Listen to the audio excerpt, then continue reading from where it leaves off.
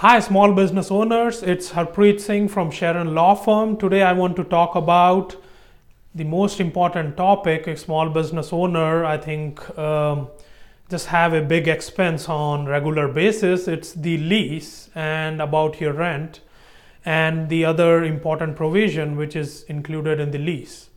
So I would be having discussions about the topic of this lease, which is a very big topic, and there are very different options or different terms which are important to discuss about. So I will be doing multiple video sessions about this important topic about the lease. So today I want to talk about some general issues with the lease and also about the assignment of a lease. So as you know, the lease is a very important thing for a small business because lease is basically a blood of a small business. Most of the small businesses are using some other's place. Either you are using a shopping center or a standalone building, and most of the time you don't own that, and you basically just giving the money to some other person for using that land, and you just get an interest in that land, which is a non-possessory interest. So you can just use this land for some period of time and you just pay money based on your agreement to a person called landlord. And I think most of the time small business owner only focus on few terms, which is your rent or what's the time period of your lease, and they don't focus on some other terms. I think you usually see the leases are up to maybe 20, 30, 40, 50, 60, 70 pages. If you are dealing with a big shopping center landlord, so your lease might be a 70-page lease. But you don't focus more on the other terms, you just focus on the rent and your term of lease, how many options you have and things like that. So as we will go through different topics under a lease, so I think you will understand it's really more important to focus on those topics when you are negotiating a lease, because those topics will come in when you are litigating any kind of issues of your lease or if you are under eviction. So the first topic I want to discuss with you about a lease is the assignment of lease. And basically assignment of lease is used by a small business owner as an exit strategy, because most of the time if you are just running your business in a place and after few years or so you get tired and you just want to move on, because most of the time a retail lease mainly it's for long term, it's for 10 years or at least for 5 years, most of the time 10 years if you're running a convenience store or a gas station or some kind of other retail establishment. So it's most of the time 10 years, then you have the options on that. So it's a big commitment you are taking, and if you want to get out of that commitment, so now you have to think what are the provisions in the lease, and most of the time you are thinking for transferring your lease to the other buyer who would be buying your business, because without a lease your business it's unfortunately doesn't provide you much value. So your lease provides more value to your business. And so when you're thinking about a transferring of the lease, then you have to go through your agreement and look a clause which is called an assignment of lease. So most of the time in assignment of lease clauses, the landlord provides that if you want to transfer your business or if you want to transfer your lease, which is called an assignment, then you have to take my approval for that. And when you're just reading this clause, okay, you think, okay, let's choose the buyer, and the buyer unfortunately doesn't even reviews the lease for most of the time, and they just get into the contract and they go to the landlord and then they ask the landlord, okay, just transfer this lease, and landlord gets you back and he's just thinking, I'm not giving the lease to this buyer, and he doesn't tell you any reason. And now you're thinking, okay, means I have this lease, I want to transfer the business, so why this landlord is not giving me this transfer approval. So what's the rule here? So in general, it depends based on your lease and what's the written provision of your lease in terms of assignment.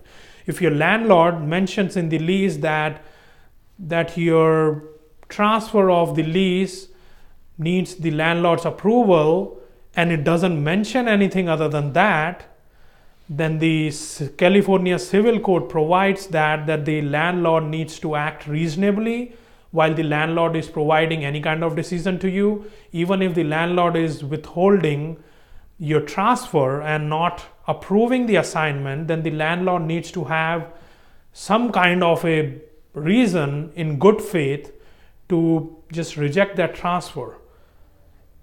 If your provision of your lease provides any kind of specific standard, or if any kind of specific guidelines or rules for an assignment, then the Civil Code provides the complete discretion to the landlord to just follow through that standard and assignment rules to just approve this kind of transfer.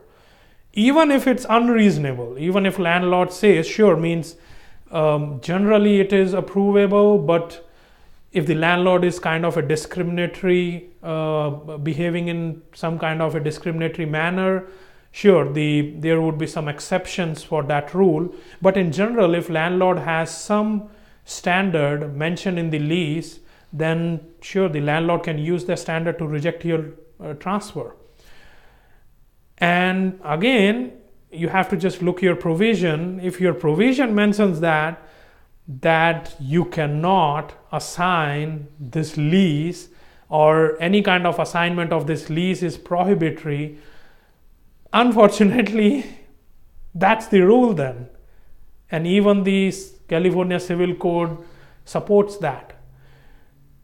So still, in general, this is the California Civil Code provides, but if there is some kind of decision made by the landlord which is against public policy, then sure, means the landlord will get hard time in terms of upholding that.